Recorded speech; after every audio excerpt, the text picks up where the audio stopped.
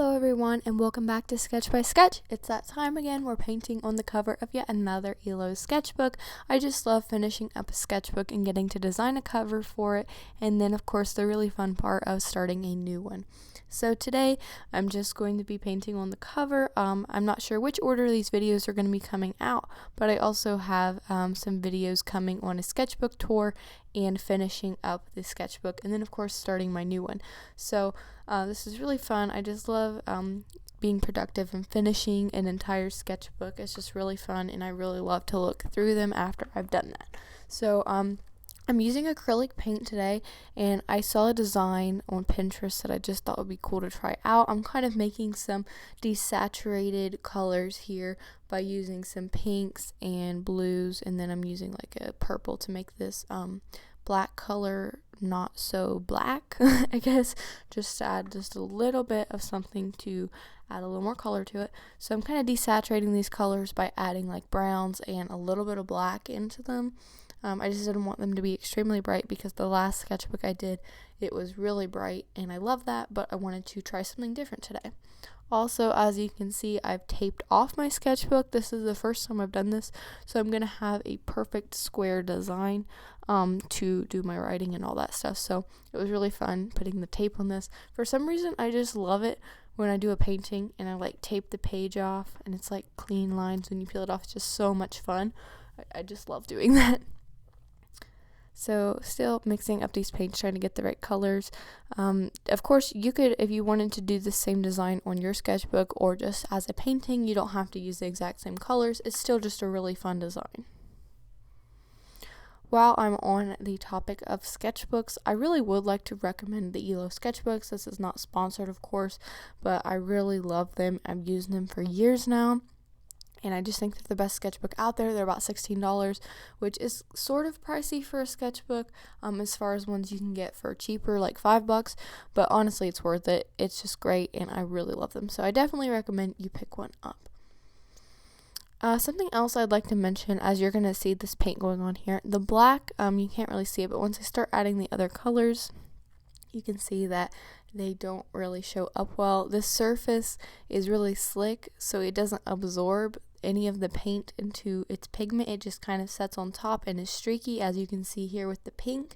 So you're not really going to get a super even coat of paint on top of the sketchbook unless you like did some sort of sanding and then added like a primer paint and then painted over top of that. So I didn't really want to get into all that this time. So I'm just going to embrace the messiness and realize that it's not going to be perfect. Also, sorry about my voice and everything. I've been sick for like a week. I've had COVID, so that is why I don't sound completely normal right now, probably. Just wanted to throw that out there. The blue shows up a little bit better, but it's still a little bit streaky, but I can tell that the pink is going to need numerous coats. Another thing about painting on these sketchbooks is that the paint takes forever to dry because, like I said before, there's nothing for the paint to actually soak into, so you're just waiting for the paint to dry, setting on top. This is also a reason why I paint the sketchbooks after I'm finished with them, because if I do it before the paint isn't sealed to the sketchbook, it has a chance of chipping off and getting messy. So I kind of just like to do it after I'm already finished with the sketchbook, and the only thing that's going to be happening to it is maybe getting flipped through. It's not really going to be carried anywhere or transported. So I definitely like to leave them blank until I'm completely finished with them. Another tip is to keep these coats of paint thin. It is tempting to just put a glob of paint on there to make it more opaque, but you're going to be able to get better coats of paint if you just go in thin and don't add too much at one time. I actually really love these colors together. I wasn't sure if I was going to like them after I desaturated them, but once they're on the page, I think they're really pretty and they're showing up nicely on camera, so I really like the way that this is turning out. Oh, and if you're wondering about the tape I used to tape this off, it's just painter's tape. You can get it at a hardware store or even Walmart sometimes. It's really nothing special. It's just cheap painter's tape, and I definitely recommend you pick some up if you're going to be doing any kind of painting. I think it really makes it look a lot more finished if you tape off the edges cleanly, and then you can peel it off when you're finished and you have a nice edge to your painting. And about the design I'm doing, It's just completely abstract. I'm not really following any specific pattern. I'm just going in and doing these lines. I know this type of pattern is really trendy right now, like the nails. As you can see, my nails, I do them myself, and I love doing like these swirly patterns. That was also something I wanted to bring up. I know it's not exactly art related, but I thought it would be fun to do a video where I like do some nail art on my nails and like paint on my nails. But if that's something you guys are interested in, let me know down below. I would love to make that video. Alright, now we're going to have to wait and let this dry completely. I might not have waited till it was completely dry, but it was long enough. So I'm going to go in with another coat of paint. This is pretty boring, so I'm going to go ahead and skip this part, but I am just going in with the same colors and doing another coat of paint, trying to keep this as clean as possible. See you in a minute. Alright, next coat of paint is on, and while this paint is still wet, I'm going to go ahead and peel off the tape. I'm not going to be able to get this any more opaque. I've painted on these sketchbooks multiple times, and I have realized that it's really hard to get it very opaque, so I'm just going to quit here. It looks fine. I'm going to go ahead and peel off the tape. So definitely do this while the paint is still at least, I guess, damp. Not completely wet, but you don't want it to dry, because then you have the chance of it actually like flaking off and peeling again, because it's not completely adhered to the sketchbook. So just make sure you do that while it's still kind of wet.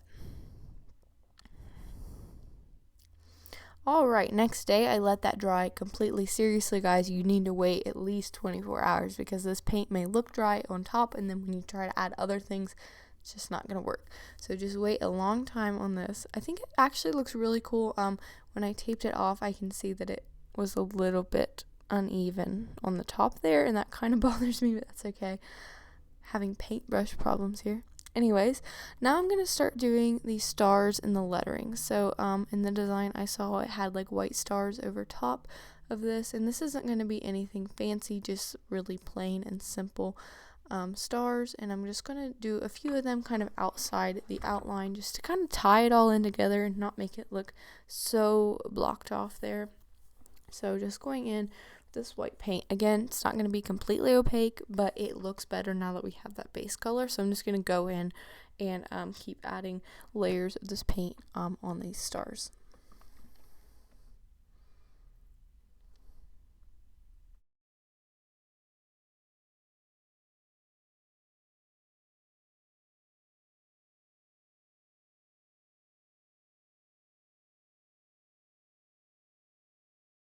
Alright, now I'm going to go in and do some fun lettering. This is kind of like a 70s inspired font that I'm using here. I've never really done it before, so I'm just kind of playing around. The lettering is not great on this, I'm going to be honest, but I think it looks cute altogether, and I'm not really worried about it. So I usually just write sketchbook, whatever number it is, on the front of these. I mean, that's pretty much all you can write on the front of it.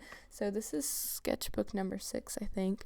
So I'm going to be adding that in there. So just having fun with this font. Again, it's not completely opaque, but we can add another coat later.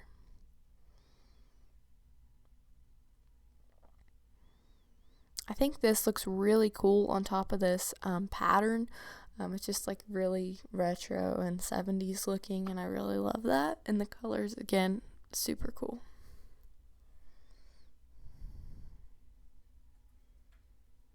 And here I have to check what sketchbook it is, because I never can remember.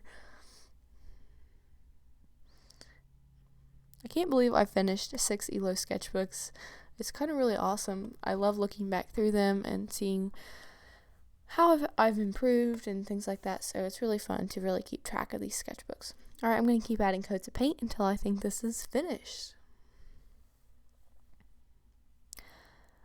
Alright guys, that's about it for this sketchbook. I wanted to share with you right before I leave that right in the mail while I was filming this, my new ILLO sketchbook came. It got a little bit rained on there, so I had to go out and get it while I was filming, but here it is, brand new ILLO sketchbook. I've been waiting on this. I've been without paper for like a week, so really excited to have a sketchbook now to be working on. So this is what's coming up next. I hope you guys enjoyed this video. I'm really excited to start a new sketchbook, and I'll see you guys then. Bye!